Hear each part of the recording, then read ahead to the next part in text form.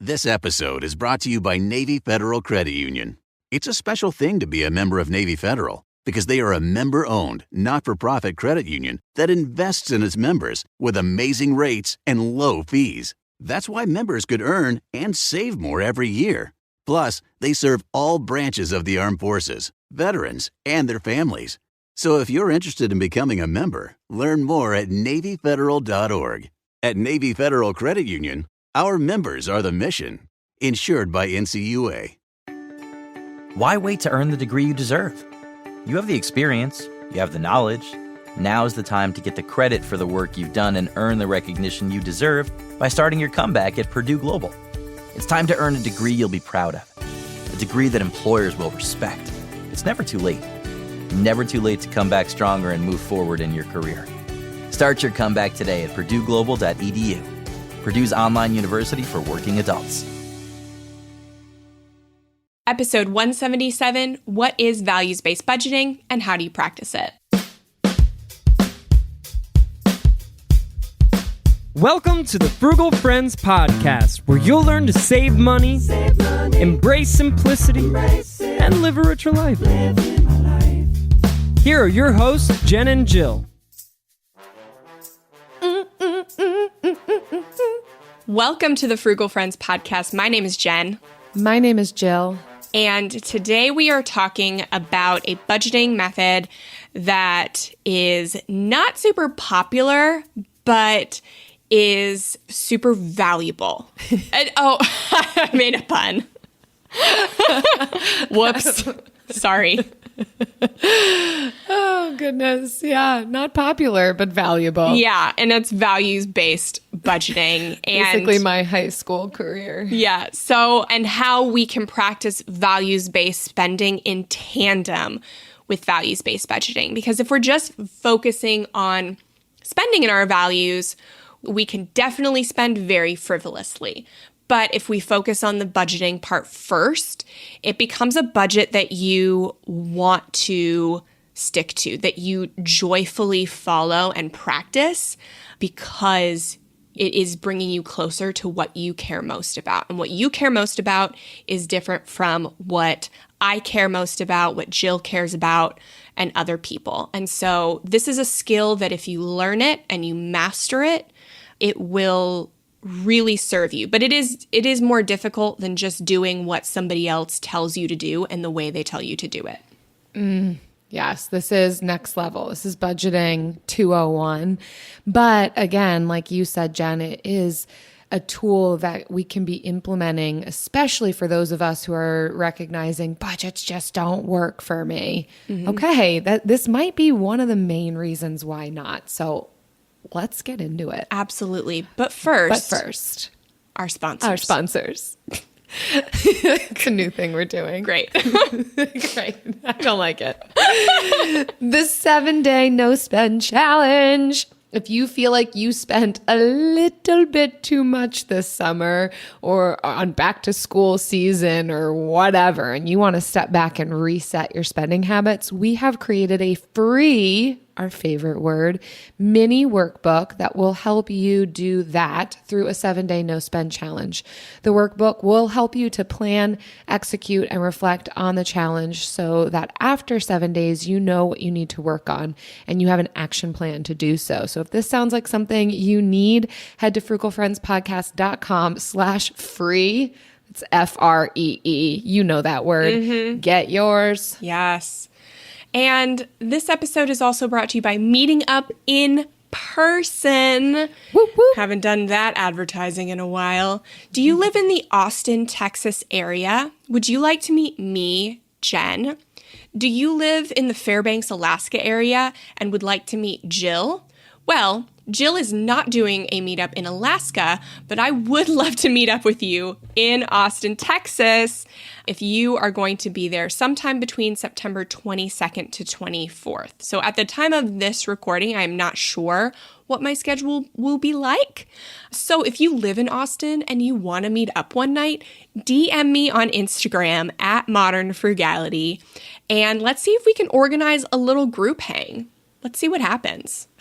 I love how you dangled the carrot of for all the Alaskans out there. I want them to know that you are intentionally jipping them with your presence. My gosh. Well, hey, I don't know how many Alaskan followers we have, but if they're out there, I mean, I'd consider it. Please, so DM. It's not the purpose of my trip, but you know. Send a DM. Show Jill, if you can show Jill a good time in Fairbanks, Alaska, send us a DM. Yes. I don't know if I want the show me a good time DM, but if you want to meet up, then feel free to DM. But show her a good time. Anyways, so we're doing a values-based budgeting episode right now because we just started our values-based life challenge in Club BFF. So for 6 weeks, our members are working together in small groups and as a larger group to discover their core values and connect them back to all areas of their life. So primarily financial, so budgeting, spending, earning, wealth building, but also lifestyle and communication because, you know, we spend to get our ideal lifestyle and we budget to get our ideal lifestyle. And it's just easier if the people around us in our lives know why we're doing that. And so we have value-centered communication in there as well. So we've written a workbook that our members are going through, and we are going to make that workbook available to everyone sometime in November. But we are just so amped on this topic right now. So if you want to know when that workbook and those budgeting templates become available, definitely get the 7-day no spend challenge, that free mini workbook, because then you'll be the first to know when this one is live. But for now, we just want to share this concept with everyone because it really can be a life-changing way to not just budget or spend, but like to view your finances, to view your life, honestly, because how often does somebody ask, like, what do you want from life? What do you care about? Like, how often do you get asked that? Mm-hmm. How often do you ask yourself that? Exactly. Honestly, this conversation that you and I have been having, even off the mic, has carried over into conversations with Eric and other friends. And so as with anything, and you've heard us say this before, we are whole people. So while on this podcast, we primarily talk about finances and frugality, but how it intersects with other aspects of our life. And if we are going to be aimed at a values-based budget, my goodness, does that help us understand ourselves more, the decisions we make, why we make them.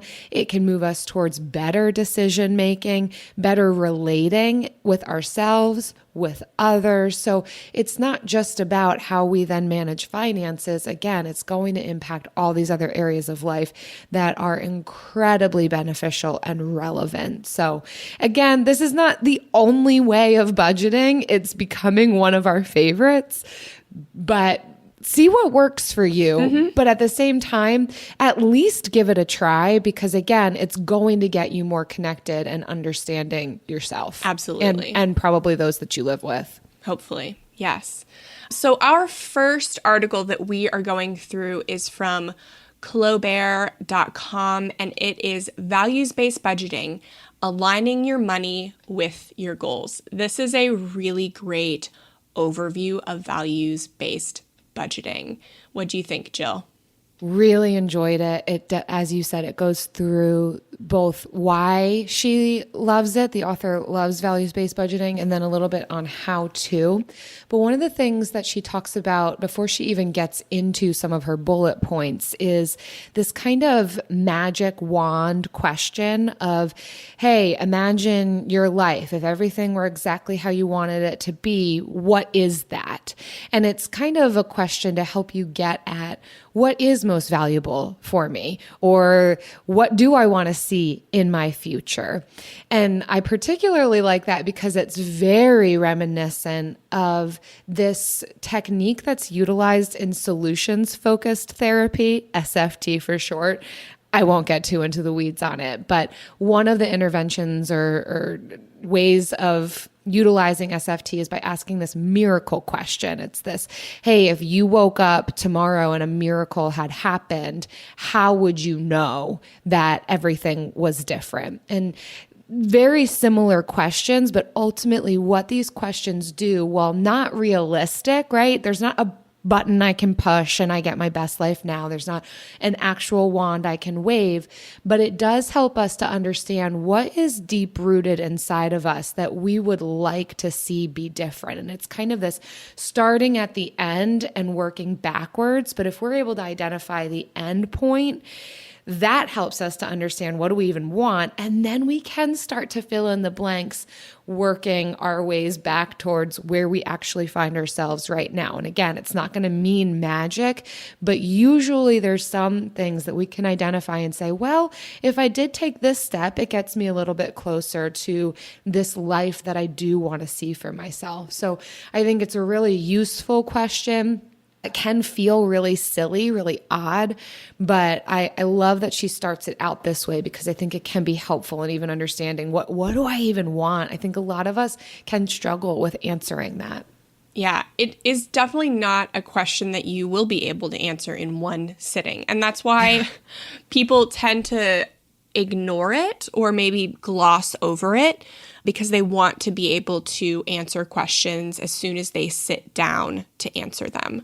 But this is something where you're going to have to ask a lot of dynamic questions.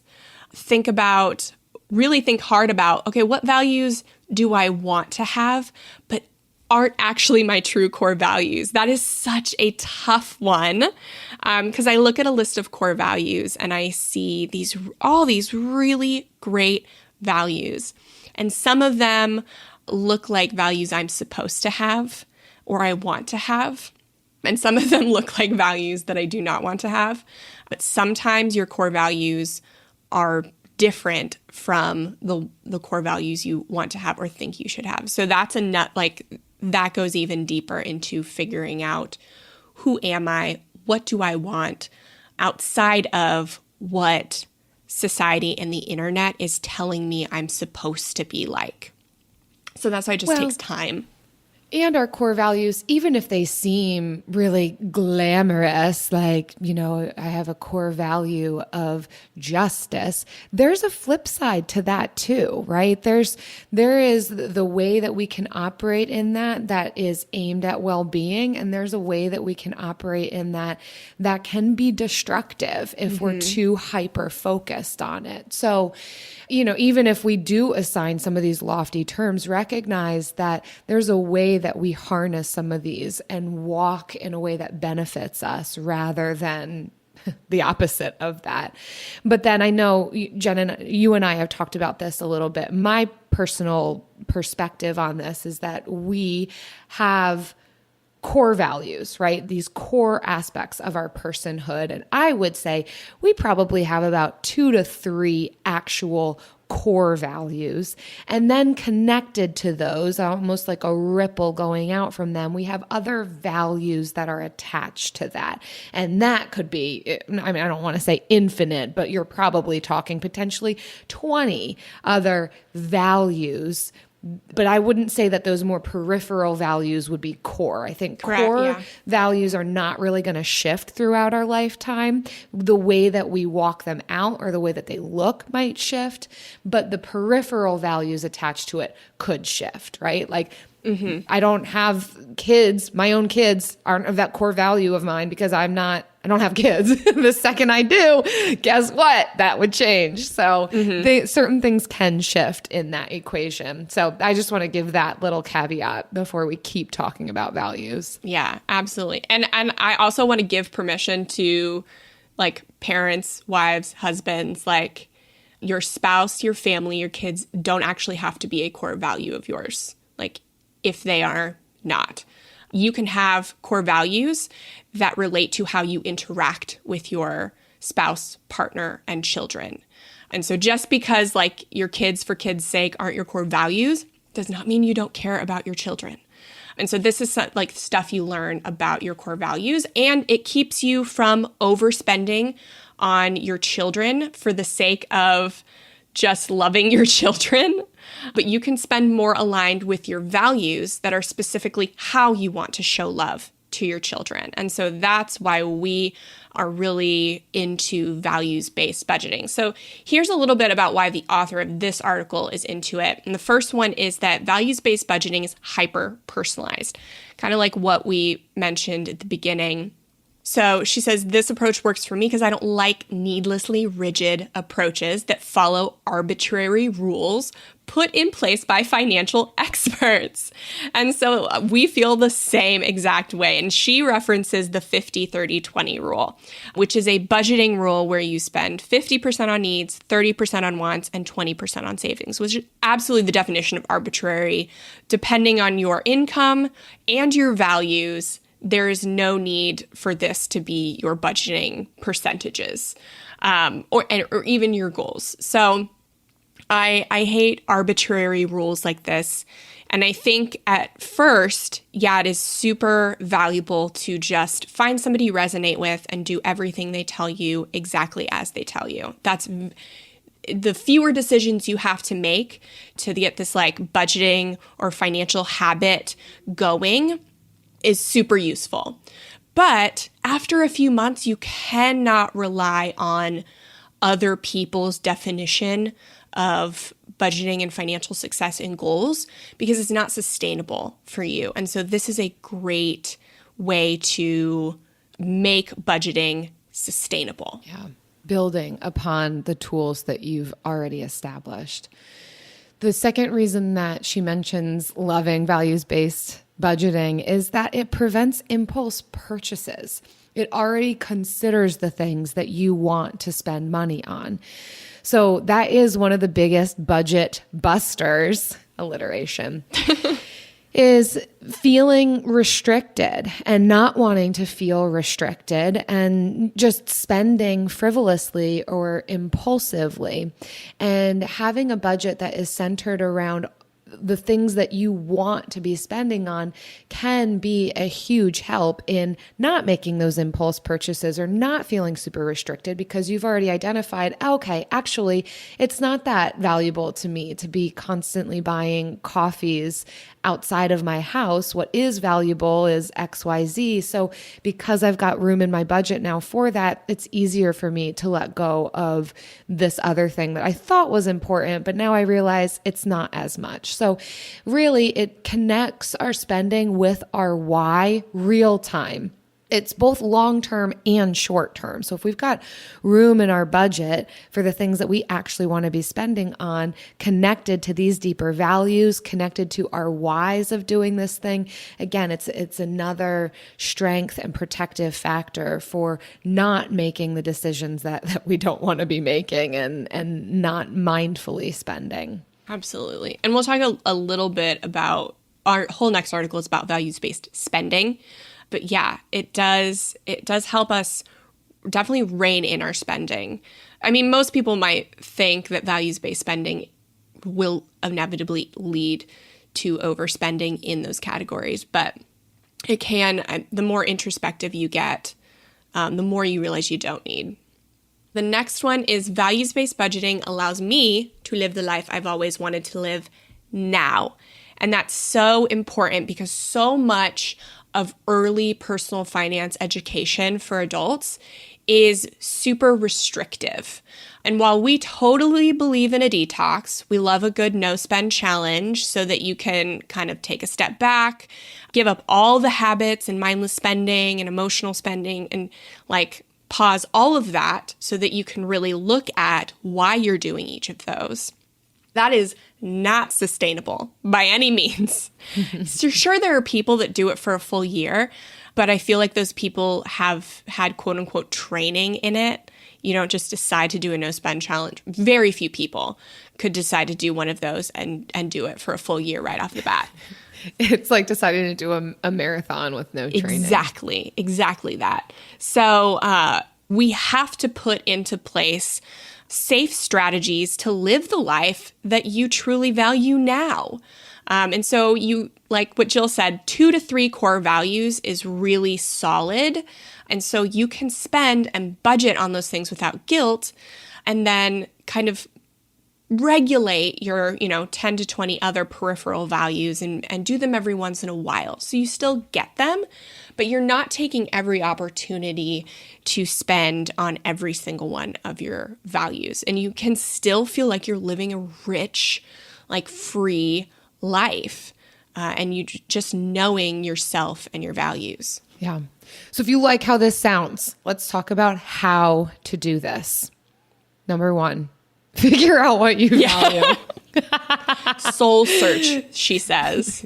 Yeah. Oh gosh. Yes. It's true. And again, like we said at the beginning of this podcast, this isn't just going to be okay, let me just quick think about this and write it down. This will be probably a few days, potentially a week of kind of in and out wrestling with this idea of what matters to me. But we don't want to leave you empty handed in that process to just go into a dark room and figure out what you value. Yeah. In fact, you probably have to engage with the world to figure it out. But I do like this one question that she asks, and there's certainly lots of questions we can ask ourselves, but here's one. If your employer paid you in something other than cash, what would it be? This is super helpful to identify. Love this question. What else would to me feel valuable or a good use of my time if they were to pay me in this? And so is that travel? That, okay, instead of paying me, yeah, sure, give me some plane tickets. Is it time off? Is it medical expenses? Is it paying into your savings account? You name it, right? There's probably a lot of different things that you could consider, but that's one way of identifying what do I value? Asking yourself that question. You can also certainly look back at what your previous spending has been over the past couple of months. Now, certainly there will be spending that you've done that you've spent in areas that you don't actually value, but look at how you've spent your time, how you've spent your money. That can also give an indicator while you're looking at what do I value? Mm-hmm. Yeah. For her, she values time, spending time with people. So I push back a little bit on the time one. What's the reason you want more time? I think the reason you want more time, that's the actual core value. So obviously her number 2 is spending time with people I love. So I think that's actually a core value of community. Travel, living somewhere I love. So that could mean many different things, like either location or for Jill, it's really great interior design. She also says advancing her career, which I think could be many different core values, and then working on my passions. So you can find lists of core values on the internet. I think the lists that have 50, those are kind of comprehensive enough. So you can find one of those and kind of see what other people are saying. Mm-hmm. Yeah. So number 2 is to look at your spending. So if you haven't done this exercise before, be prepared to be a little or a lot surprised, she says. And that's absolutely true. And so she says 2 to 4 weeks, but honestly, I think 3 months. Yeah, agree. Yeah, at least 30 days, but preferably 90. And then look at all your transactions and see which values they serve. So this is a good thing to look at these transactions and up to next to a sheet with those or pulled up those 50 values and kind of looking at what values those transactions met. Did you get takeout on a Thursday night? So it's good to think about the setting you were in when you spent this too. So yeah, did you get takeout? Why? What was the value? Was it efficiency? Or, was it fun or something? So think about the value so you can look for patterns. Which values are you seeing over and over and over? Mm-hmm. Mm-hmm. Yeah, which is why we would recommend looking at your spending for a longer period of time. You're going to see more of those patterns come out rather than a fluke scenario that happened in the last 30 days. Number 3 on this list is to make a list of the things you don't value. Also, really love this. This girl might have a background in counseling, because the things that we don't value still show us about ourselves. To take it even more to an extreme, the things that we hate are usually quite indicative about the things that have shaped us, that are actually really important to us. It's usually an indicator of where some of our strongest passions lie. So it's a whole other side tangent, but it's one of the reasons I love this question so much. So consider the things that you just do not want to spend money on, even if society tells you that you should. And she makes a point to say here, and I'll highlight this too, that there's no judgment here. What I don't value doesn't have to be the same as what you don't value. There is space for all of us. She lists out some of the things just as an example, and I will say I do actually agree with a lot of the things on here. The things this she is doesn't my value. list too. Yeah, we have the same list. Having the latest technology or gadget, fashion, a new car or a fancy car, trying the latest restaurants or bars, attending concerts, festivals, sporting events. Like, some of these things just aren't where she's going to ultimately want to spend her money. She would rather spend it in other areas. So this could be helpful to even have a list of, well, what do I know I don't want to spend on? And this could be freeing too, to even be able to name it and take some mystery out of it, because we might actually be spending in some of these areas because other people are, or we think that this is what we should be doing. But then to actually just say, you know what, actually, I don't care about having new clothes. Awesome. Then find freedom in that and recognize then this is not going to be where a big portion of my finances go. And this can become really important when these things become intertwined with your actual core values. So maybe a friend wants to go shopping and you value community, time with friends, and so that's something you want to do, but you don't value buying clothes. But because you are shopping, you might say, okay, well, this is an expense to spend time with someone.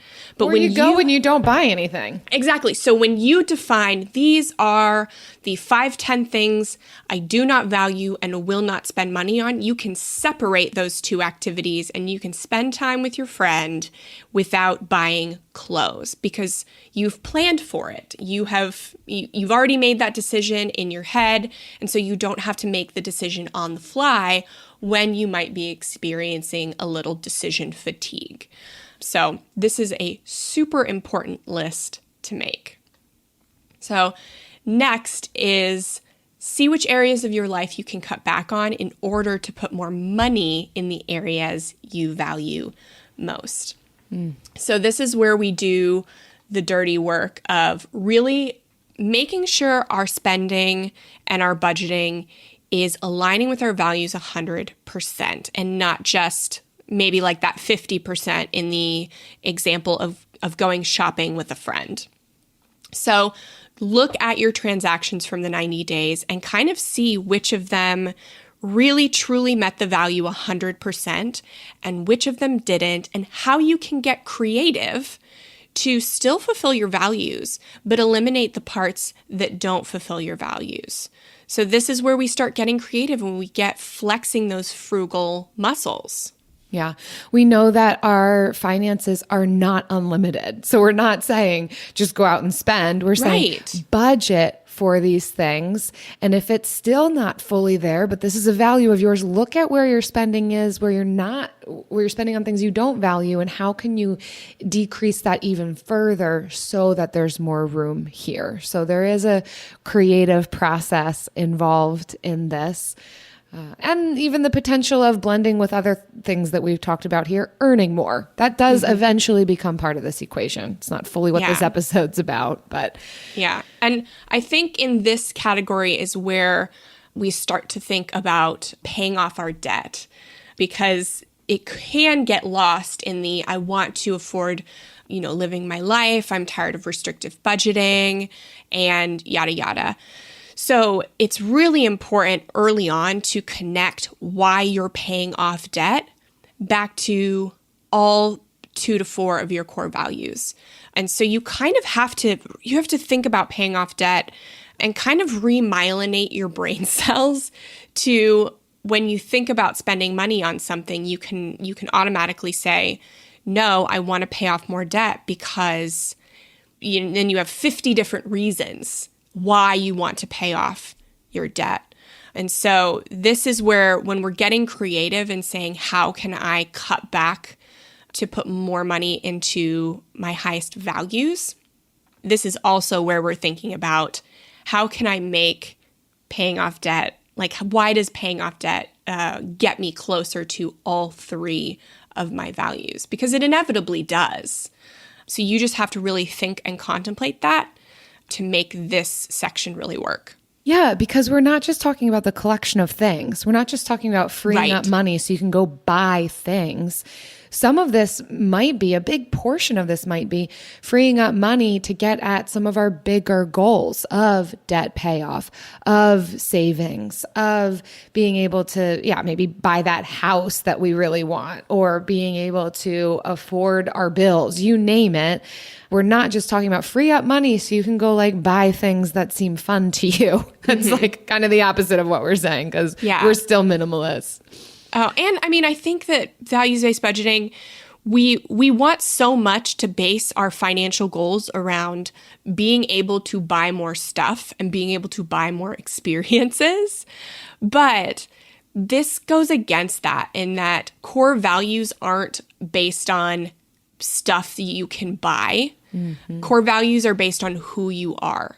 And so when we start budgeting around what makes us more of who we are, we add fewer things that cost money. That's the goal, is that we want to think about fulfilling our lives, fulfilling our partner's lives and our children's lives, not what else can I spend money on. And so, many things that fulfill us will cost money, but when affording stuff and experiences becomes less of the focus, then we naturally spend less.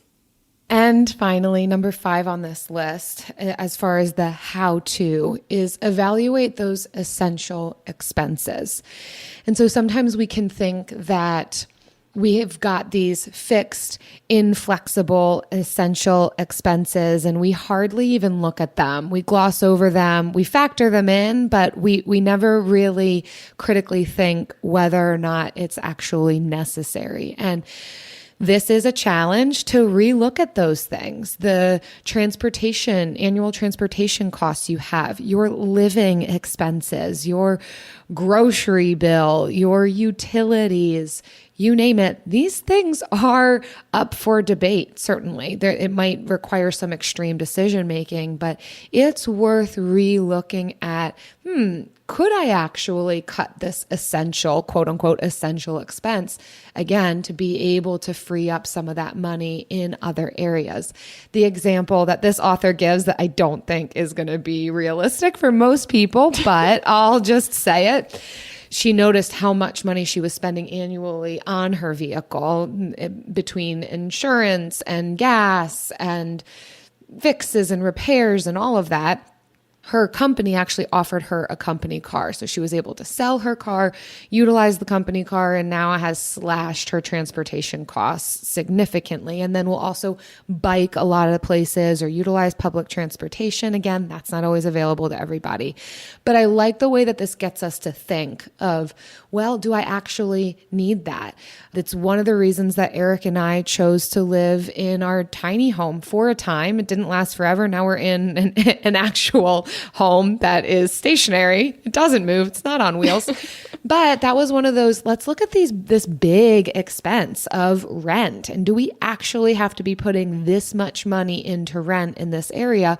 What's a way that we could slash our housing expense? And we did, and it freed up the opportunity for me to be able to cash flow my master's degree and tons of other things. So it's worth being creative. It's not necessarily, it doesn't mean that you're going to find, some awesome solution, but still look at it. Be willing to think outside the box on these more big expenses.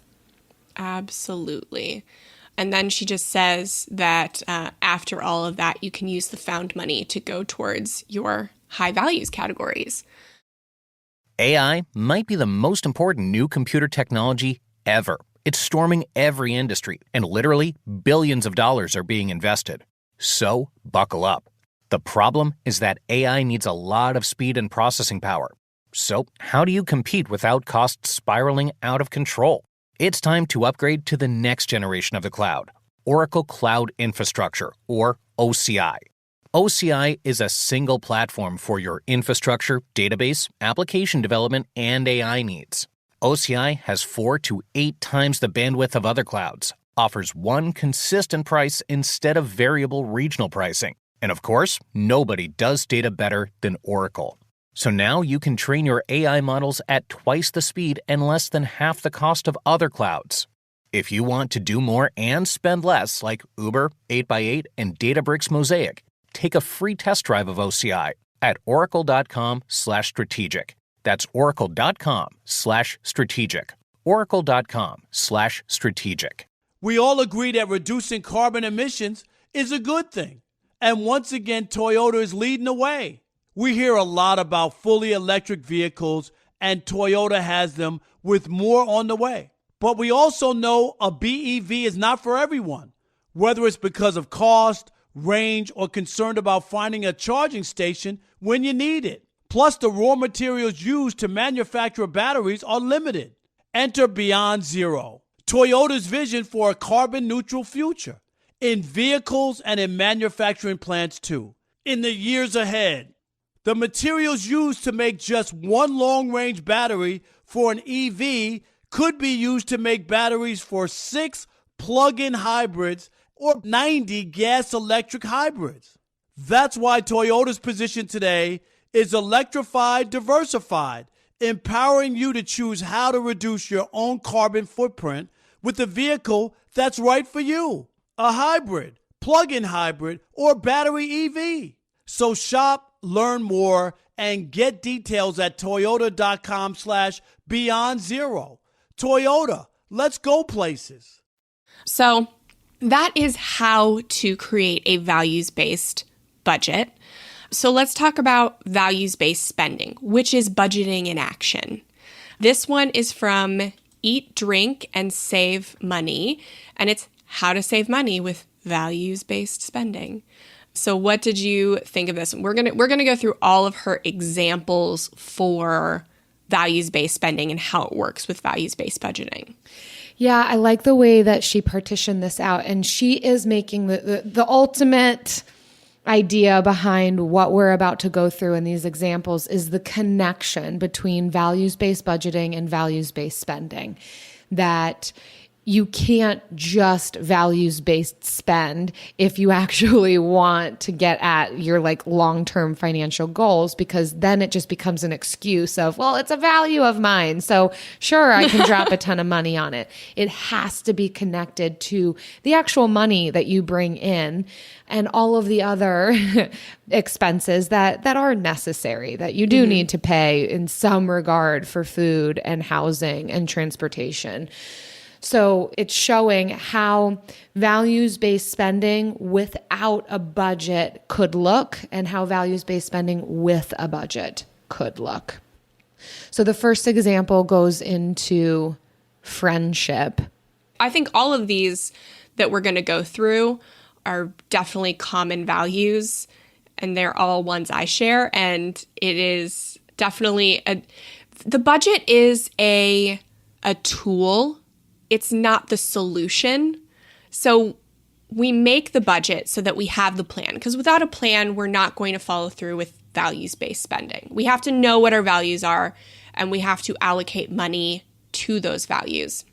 But the budget is not the solution. So I think we get into this vicious cycle of budgeting and then spending, and then life throws us something that surprises us, and the budget goes a little awry. And then we feel kind of guilt and shame for not being able to, quote unquote, not being able to budget, which is totally untrue. And so I think as long as you know your values, whatever spending things come your way, you're going to be able to pivot better than using somebody else's like budgeting methods. Yeah. So yeah. So with this first example, let's say you value friendship that is super important to you. And you might put different words on this of community, belonging, time with friends. It's all important. With a values-based budget, you could spend time with friends, get together monthly, weekly, socialize, find ways to do that work within the budget. Sometimes that might be free things. Sometimes it might mean things that you're spending money on, but it's not overextending yourself. It's not going into debt or taking on expenses that you can't actually afford in order to spend on this versus values-based spending on friendship without budgeting she uses a really crazy example about $300 bottle service. Crazy. And that's just like extreme. But I will say without a budget, we could say, well, yeah, I'm going to go out on Saturday and we're going to go have a spa day and we're going to do out to dinner and then we're going to go see a movie and because friendship's important. and if we don't actually have the money for that just becomes ridiculous. But it can be a reason that we give ourselves, right? How we justify it in our own minds or to another person of, but friendship's important. Yeah, friendship can be important without, again, overextending yourself. Yeah. And knowing your core values will actually show you who your true friends are. I mean, yeah. I encountered this, like I used to go to happy hour like every weekend or out to dinner every weekend with friends because that's how my friends wanted to spend their time and I wanted to spend time with my friends. But when I started spending more in alignment with my values and paying off debt, that was no longer in my budget. Like I preferred to get takeout food for the efficiency factor versus sit down dining because I'm not a foodie. I didn't care as much about that. And so I stopped hanging out with some of these friends because that is what they wanted to do. But it's okay because the friends that really wanted to hang out with me at my house or getting a cup of coffee, I spent more time with those friends. And I developed deeper relationships with those people. Mm-hmm. So don't be afraid of this. It's tough, but it's better in the long run. So next, example 2 is valuing health through values-based budgeting. And I know Jill and I both value health in different ways. So I love this one. So a values-based budget will allow you to allot a certain amount of money to the type of health that's like factor that's important to you. So whether that's exercise, healthy food, supplements, whatever, or even different types of exercise. So that's what the values-based budget helps you do. Without values-based budgeting, she says that you could end up spending $10,000 on a health retreat because you value your health. I say it's more likely that you're going to end up with a lot of different subscriptions to different health apps that you don't need all at once. So some of them are good if you value health, but if you're not budgeting, you could end up with a ton. And so that's kind of how I see it happening. Mm-hmm. Yes. And then the third example here is, let's say you have a strong value for the environment. It's super important to you. You want your time, energy, and finances to align with this value. With a budget, that might mean that you are buying some eco-friendly things at times or shopping local restaurants or stores, going secondhand with a lot of your purchases. And really, ultimately, being environmentally friendly is a lot of not spending money. We're really trying to push against this idea that living a lifestyle of eco-friendliness is expensive. That's a whole other conversation. But then without a budget, if we're saying we value the environment, that could cost a lot of money, especially in this current climate. I don't mean that to be a pun, but there you go. We each get one per episode. Where you might end up spending a ton of money on ethically made cotton organic dresses and I don't know, the beeswax thing that you wrap your sandwiches in and all of these things that like stuff. Look really pretty and fun. And we might just say, well, I'll do it. Because I'm helping the environment. And again, we extend ourselves. We end up buying things we don't need. We end up spending money we don't need to be spending. So connecting that value with your budget and identifying where do we actually need to be spending and where can I have just my actions and lifestyle align with this value, and it doesn't actually have to cost me a ton of money. Yes. And the last one is valuing time through values-based budgeting. Again, I don't know if I think time is a value because time what are you translates doing with the time? To So, but she says that a values-based budget allows you to allocate money towards conveniences that give you time, whereas without, you can spend money on all the conveniences that give you extra time without thinking if you can afford all of them. So that is the last one. But yeah, I mean, all of these are super common values. They're all things that we fall prey to, and how a values-based budget can help you like rein in these things while still focusing on incorporating them into your life. Because I don't know about you, but like I sometimes feel that as a frugal person, I am more focused on not spending money and I stop focusing on doing things that I want. So like after 6 months, I look back in my life for the last 6 months and I'm like, I haven't really done anything special.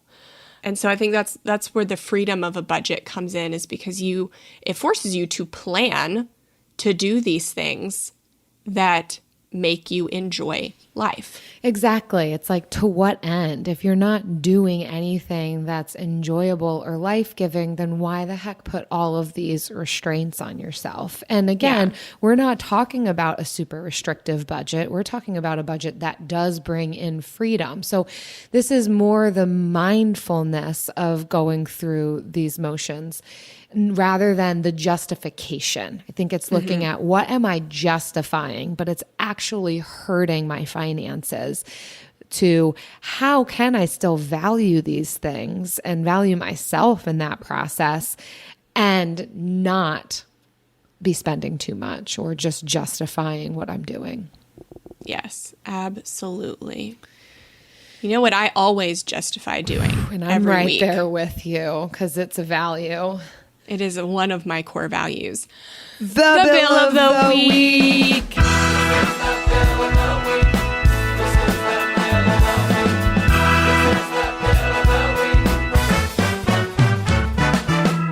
That's right. It's time for the best minute of your entire week.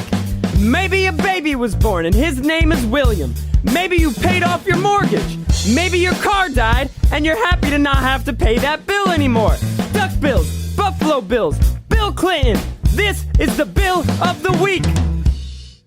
Agent in jail, so I just went into Target because I had been out all day and I was like, I'm going to treat myself, a little Starbucks drink.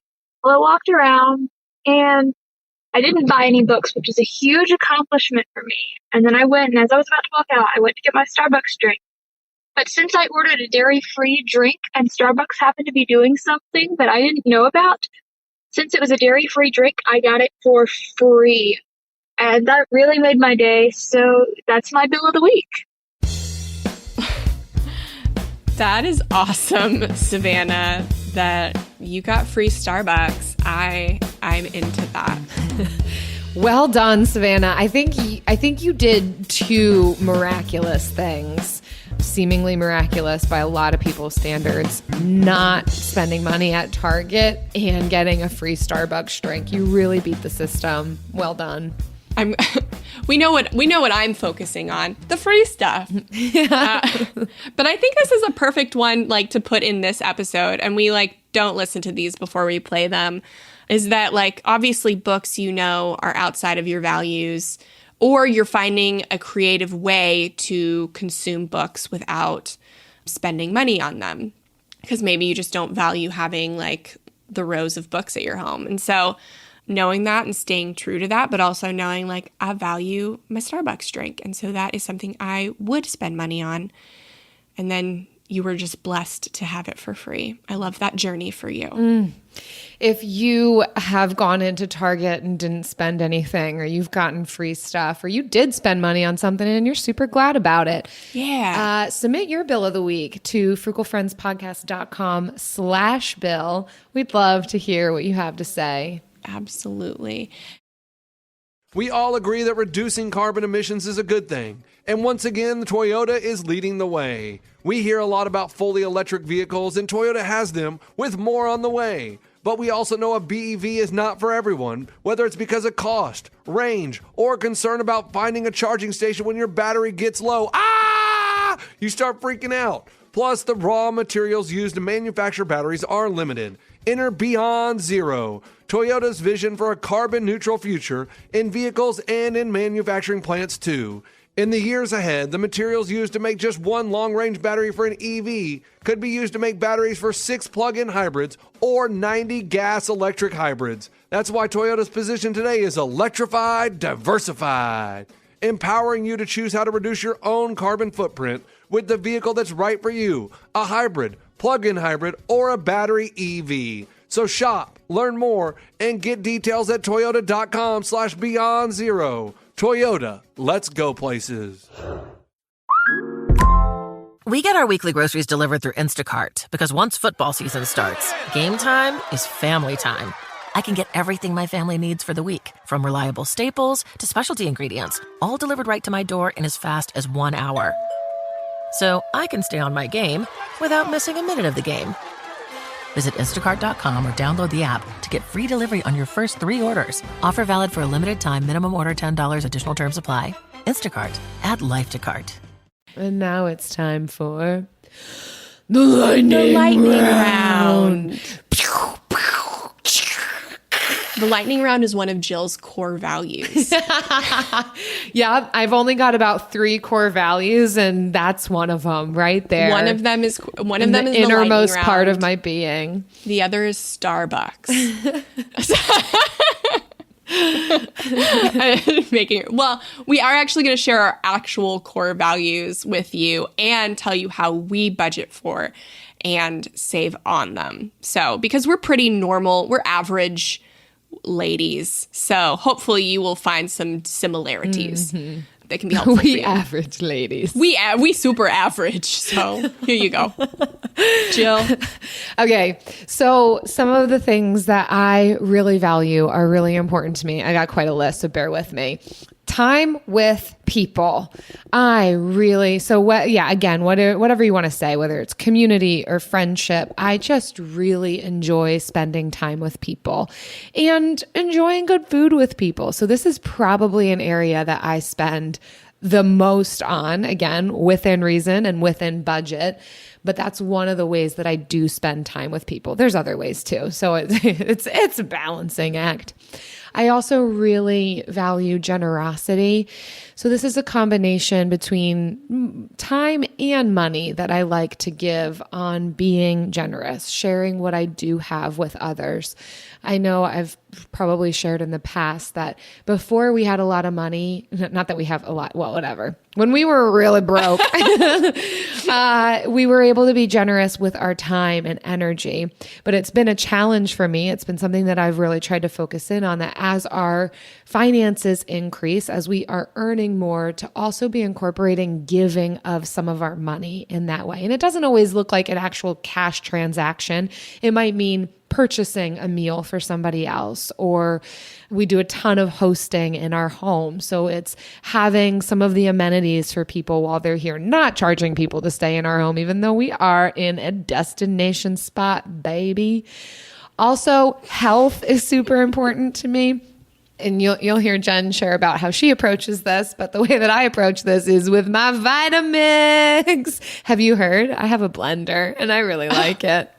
Oh yeah, does it work well? Yeah. Oh, geez. You must not be paying attention to me, Jen, because I talk about my Vitamix all the time. I don't know where you've been. It's a blender. It helps me use up all my veggies and fruit, and it's a great way to start the day. And then I also do YouTube workouts, so it's valuable to me, but I don't spend money on it. So I have said time is super valuable to me, but yes, it's what it frees me up to do. I would rather do the things that I enjoy than the things that I don't enjoy. So I will pay for convenience at times. Also, beauty is super important to me. So I don't care how big my home is, but I do want it to feel like a restful, peaceful, beautiful space. So anywhere that we've ever lived, it has been important to kind of make it our own, refurnish it, renovate it. So that's something that we will spend money on to make it nice. And of course, mental health is super important to me. Some of the ways that I care for myself mentally isn't going to beautiful places. So that might pair with travel. It might mean that I'll take a day off, you name it, but that's going to be something that I prioritize. And we have a lot of the same values that we show in different ways. But for me, so my first and highest value, and this is funny because, full disclosure, this is the second time we've recorded this episode because my audio on the first one was warped. And so we're recording this again. 3.5 years in, and this kind of stuff still happens. It's happened. I mean, we can say it on one hand how many times we re-recorded an episode, but this was one of them. And since then, I've actually kind of refined some of my core values because I'm working on this workbook. So last week I said like kind of my business was my highest value, but I realized that achievement is actually my highest core value. I love measurable achievement.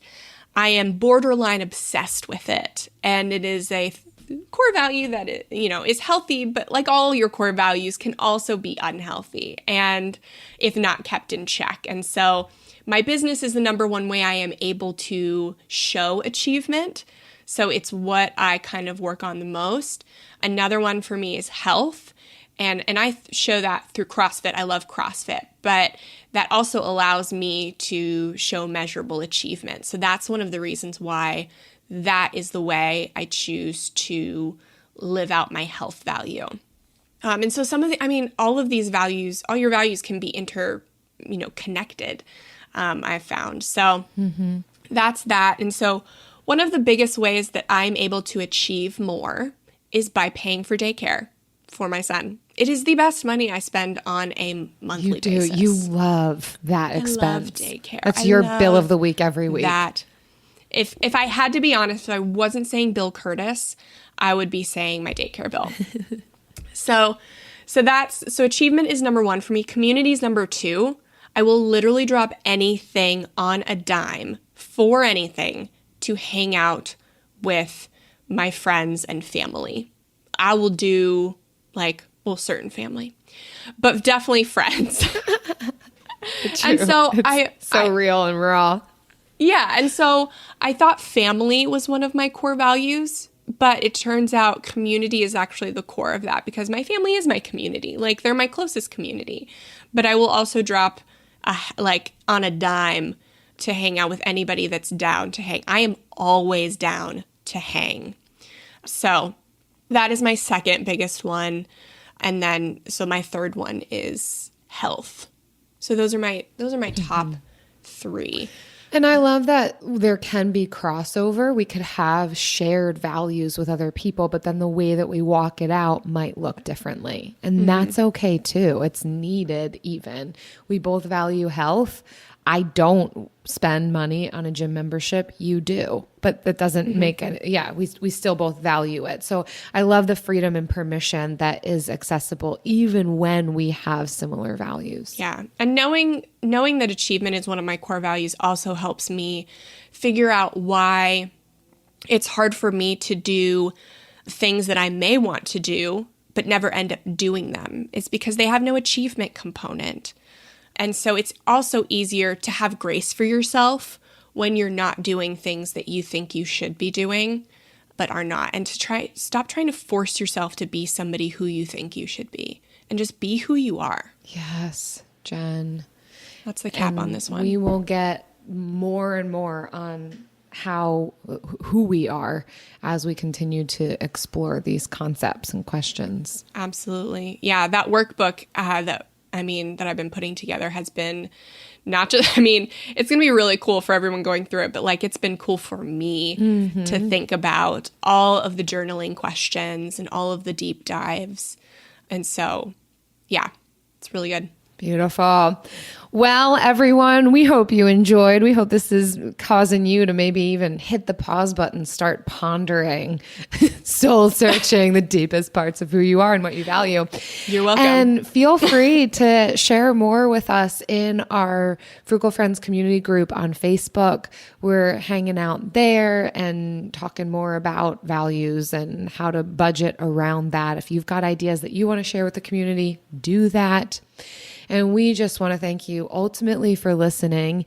And for those of you who have reviewed us, listen, we live, eat, and breathe off of these reviews. That's dramatic. That's not true. But it is one of the number one ways that you can support the show. So thank you to those who have left kind reviews for us, like this one from M. McHale, titled Fun. It is 5 stars. We do love those. Frugal Friends. Just because of the stars. They say, Frugal Friends is my favorite podcast. I love the range of subjects Jen and Jill cover and how they tie them all back to frugality. Even when I don't think a particular subject is of interest to me, I end up getting something out of the episode. It's smart, useful, and so much fun to listen to. M. McHale. Thank you. How kind. This is something that stands out to me in a lot of reviews, and even just feedback that we get outside of reviews is episodes relating or bringing benefit or relevancy even when the title or the topic didn't seem like it was going to connect. And I can say that's true for me as well. Sometimes we begin talking about something or we've got a show outline that I'm like, well, this isn't my life stage or it's not something I'm considering now. So we'll see how this goes. And there's always something that we can glean from topics, even if they don't seem like they're absolutely going to relate. So I'm so thrilled to hear that every single one of these episodes can bring value. That's a value. I love it. That's the goal when I am planning and creating outlines, is that we appeal to the most people as possible while staying true to being a show about frugality. That's the only parameter, is that it has to be frugal. So I'm glad that we are fulfilling that for you, M. McHale. We also want to thank our friends who share these episodes on social media, because I think that's the biggest way that we grow, honestly, besides people searching for particular things in their podcast listening app. So when you share like a screenshot of the latest episode, or maybe you share a story of yourself talking about the latest episode, whatever, when you share those, tag us in them at Frugal Friends Podcast on Facebook or Instagram. We're mostly on Instagram. And we're going to add you, once we see that, to our monthly drawing. For every 5 tags and reviews we get each month, we're giving away a copy of the Frugal Friends Workbook, the OG Frugal Friends Workbook. So keep leaving us those reviews on iTunes or Stitcher. Send that screenshot once you write the review to frugalfriendspodcast@gmail.com. Of course, keep tagging us on social. Both ways will enter you into that drawing. And we will see you next week. Bye. Frugal Friends is produced by Eric Siriani.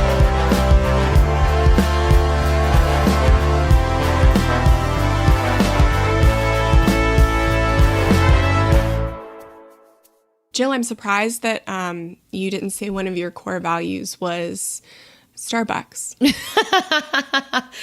Yes. To me is, I've learned, Well, you know from the first time that we recorded this episode that my unpopular opinion that you have 2 unpopular opinions, and you need to share both of them. I'm going to share both of them, and we're doing People need to hear this. We're doing it post episode because I might lose a few, but you know what? I need to get this off my chest. Your raving fans are going to feel very offended. I know they might, but that's okay because there's going to be some people who feel very appreciated and seen. I do not like Target or Starbucks. Okay, exhale. Take that in. I'm going to say more about this. I think everybody on the other end hasn't. Listen, I think I've dangled this out there in the past, sprinkled it in at times, and now I'm just saying it point blank. I have a very hard time finding things to purchase at Target. I think that they're overpriced. I don't like really what they're selling. It's a tough store for me. It's not my first choice. Starbucks, I don't think that their coffee is good. I'm a person who drinks coffee black, so I'm not adding milk, sugar, flavored syrups, and their coffee is just not good. And then it's expensive. So no, I don't like Starbucks or Target. So that wipes out a massive temptation for me in just the spending arena. I realized that I might be making enemies with my unpopular opinion, but I just had to put it out there. Well, don't worry, everyone, because you know me, I'm a basic B, and I like Starbucks. So I'm here for you. I don't like bougie coffee shops. And it's funny because Travis doesn't like coffee, and he thinks Starbucks is the bougie coffee shop. Right. And if he only knew... I'm just in it for a latte, and a latte is a hot cup of milk or a cold cup of milk. And so you don't really need the best espresso for a latte. And that might be a hot take. Yeah, I mean, I would push back on that. I think the foundation of what you're making it with has to be quality, and Starbucks just misses the mark. So that's a hot take there. Yes. So, I don't buy a lot of Starbucks, though. I do actually get their cold brew with sweet cream, because that's, I'm good on that. I like that. Yeah. But I primarily make my coffee at home. I've got about 10 different ways to make coffee. So yeah, I took a deep dive into that whole world. I will spend money at the local coffee shop, coffee roaster, occasionally for a good cup of cappuccino. I enjoy that. That's life-giving to me.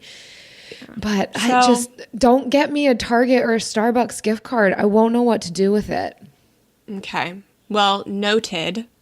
But if you want to support the show and send your Target and Starbucks gift cards, Jen will use it. I'll use them. I think Target is just sterile. I love that about it. Again, I don't understand. Sterile? You want to feel like you're going to a hospital? It's a but no, hospitals aren't sterile. Like, don't get it twisted. Those things are so gross and they smell. Target is truly sterile. You want to get your surgeries at Target. To be safe. If you want to be safe, go to Target and you will be safe there. And I believe that. And I don't believe that's a hot take. But I don't buy a lot of stuff. I buy diapers. There's the overnight diapers. I buy my regular diapers at Aldi, and I buy the overnight diapers at Target. And that's pretty much all I buy there. I think all of their design stuff is ripoffs of hardworking small designers that have done something really well. And then Target comes and takes over and just does a crap job of replicating it for cheap. I feel like you might be coming over to my side right now, with everything you're saying. Well, I feel like that about Target. You're essentially now saying around Target. It's super cold and sterile. You can only buy overnight diapers there, and they take advantage of hardworking people. All those things are true, but I only dislike one of them. So those are my feelings about Target. Oh gosh, well, we're gonna have to do part 2 of Starbucks in the next time. Yeah, yes. That's all for now, though. Thanks for handling this real and raw reality that is my truth. Land.com can help you find that little patch of ground to call your own and do all the hunting, fishing, and hanging out with the family you want. Just know that getting your own piece of land is something that can generate memories for generations, but also has the ability to generate income in both the near and long term. Like if you just want to start a rental business / family compound. Go to Land.com and check out the hundreds of thousands of rural listings from all across America. Enough dreaming about it. Land.com is a place to find and invest in your open space. With the best all-inclusive vacation deals to Mexico and the Caribbean, booking your getaway with Cheap Caribbean Vacations means you have more freedom to do your deal. Whether you want to enjoy snorkeling, endless margaritas, and more, or simply soak up the sun and sand in a tropical paradise, Cheap Caribbean Vacations has your deal for that. Plan and book the exact getaway you want at exactly the right price for you by using our exclusive Budget Beach Finder, or find a featured all-inclusive package to Paradisus by Malia Hotels. And do your deal at cheapcaribbean.com.